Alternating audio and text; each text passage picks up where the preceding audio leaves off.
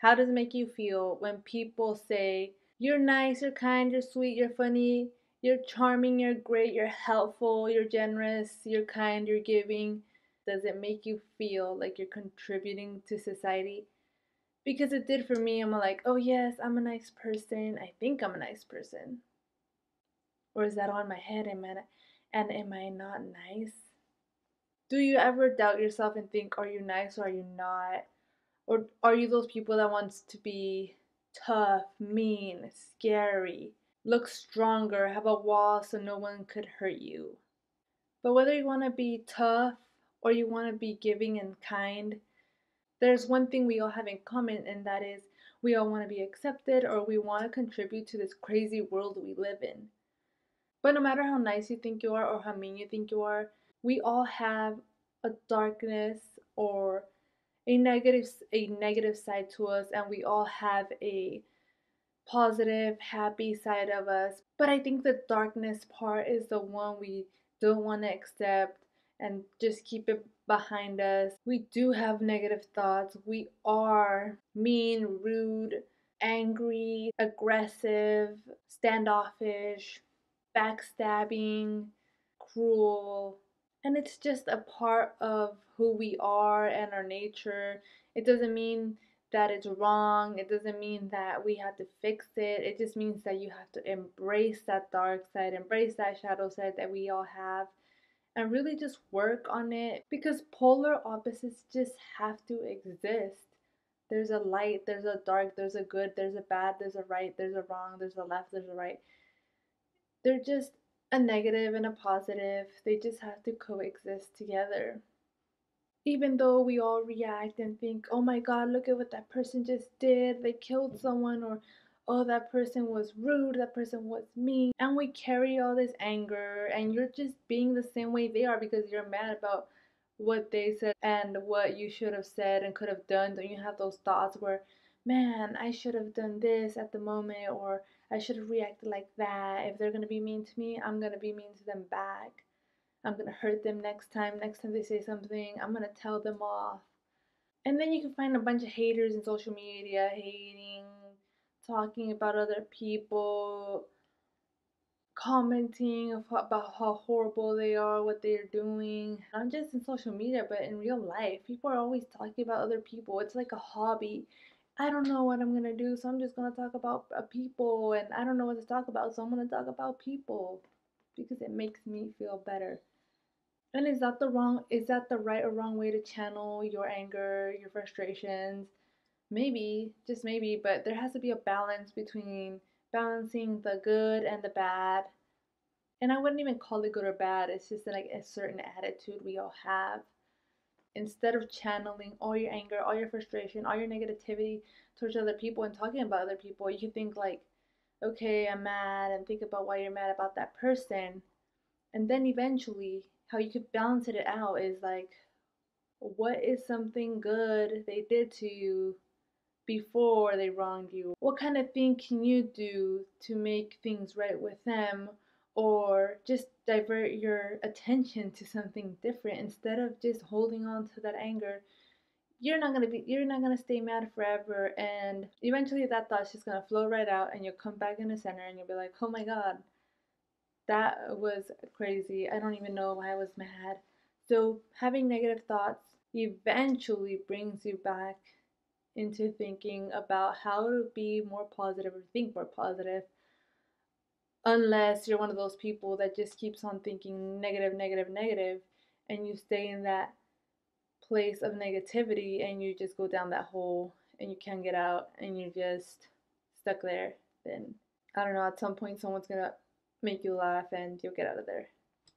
And then sometimes they say you can't think negatively, and sometimes you don't embrace those thoughts that you're having, those shadows, those dark parts of yourself that are deep within you, or those negative experiences. Sometimes people like to keep them in there, bottle them up, and don't share with the world or don't express it in a way, and they're just stuck there, and you're just keeping it all in, making a big ball, a big bomb. Eventually it's gonna explode. So instead of running away from what's happening to you and within you, why don't you hold on and pause and be like, okay, I'm gonna look at this, I'm gonna take a breath, breathe for a couple seconds, and see what is really going on inside me, and why am I thinking these same thoughts, and why is this memory of this event keep on coming up, and why do I feel so sad, and questioning these things instead of being like, oh, I feel sad, I don't know, I think I'm just going to pick up my phone and tweet about it, or tell a friend and talk about it, or go to the bar and drink about it, or go outside and smoke about it. Instead, you could, you know, express it and write about it, sing about it, talk about it, and think of solutions, not just complaining. Draw about it, build about it, cook about it, clean about it. I think so. Clean about it. All these things you can do to channel that energy into something else. If you're more of a sports person, play about it. There's so many things you can do to channel the energy into a better thing instead of doing things that are not even going to help you. A lot of people also say you're selfish because you only want to do what you want to do, or you're selfish because you're not thinking about anybody else, or you're selfish because you're going on the trip and you didn't invite me. You're selfish because you're trying stuff without me. You're selfish because you're going to a movie, you're going to the bar, you're going to a friend's house without me. You're selfish because you got a raise and I didn't, and you didn't let me know, so I could have done it. So I could have done it the same way you did. There is nothing wrong with being selfish, is what I learned, and I always heard this word, you're selfish and you're selfish and you're selfish, and it's okay to be selfish because you need to be selfish to reach your goals. You need to be selfish sometimes to do what you love. But with selfishness, you could also balance it out with selflessness, which is you could also care and do stuff for people. Give from what you created from your own business to people. You can share your ideas with people. You could share your successes with people. You can share new experiences with people. And that's something that I think this is Western culture. I don't know, but we think that we always need to be selfless, and we need to give to other people, and that what our parents want is what we should do for our careers, and that we should listen to people that have more experiences than us because they're right. But it's not true, because you can have a lot of experience only because you're young, only because you're older, only because you didn't get an education, only because you're just in elementary school or high school, doesn't mean that you're not able to give good advice, doesn't mean that you don't have the skills. It just means we all need to just, take a step back and let everyone pitch in their ideas and know and help each other, instead of just putting everyone down and telling them what to do all the time. And something else that really bothered me before was like, I know I hurt a lot of people's feelings or hurt people's feelings back then, and I think, man, I hurt this person. I wish I could make it right, and I wish I could have taken those words back. And there's guilt. There's guilt for things that you said. There's guilt for maybe things that you shouldn't have said, but you can't go back. You can't do anything about it. And I think a lot of us always think, I should have, I could have, I would have. And but you can't and you will not, and you have to move forward because there's no going back. All you can do is be like, wow, I messed up, maybe next time I won't say that thing. If it makes you feel better, you could just apologize to that person, just say sorry for being mean, sorry for being rude, and just move on. I don't think it's rude being strong-willed, or having knowing when to say no, and knowing that, you know what, that's enough. Stop talking about this subject, or you don't know what I'm going through. Those type of things are good because if you stand your ground, you have healthy boundaries. and we all need boundaries, because if we don't, people are just going to take advantage of us. That's why there has to be a balance of nice and mean. You could be nice and be kind, but you also have to be strong-willed and be outspoken and just share what you feel.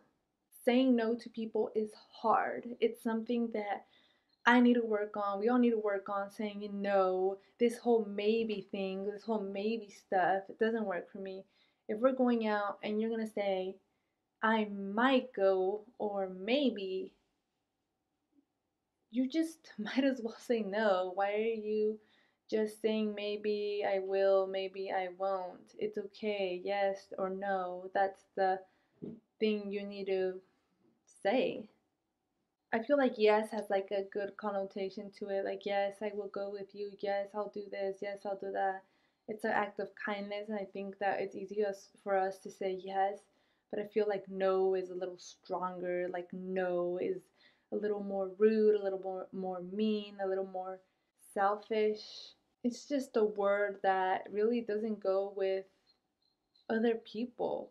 A lot of people may say that just because you disagree with them, disagree with their values, disagree with religion, disagree with whatever they're doing, you are mean, you are going to hell, you are, I don't know, there's just so many things going on, and it's a sensitive topic, but it's true, because when you don't believe in sort of a certain thing, you are thrown into certain situations. If you have a family that's religious and it's hard to come out of it, or it's not only religion, it's just culturally what you are being asked of yourself, what your beliefs are, what your values are, what your family's values are. If you don't go with what they're saying, you are considered the black sheep of the family, the person that went the wrong way. I think it's horrible, because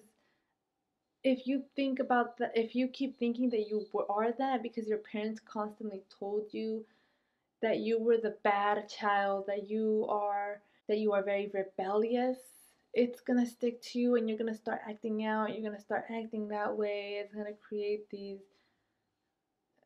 moods to you, then you're gonna become what they said about you.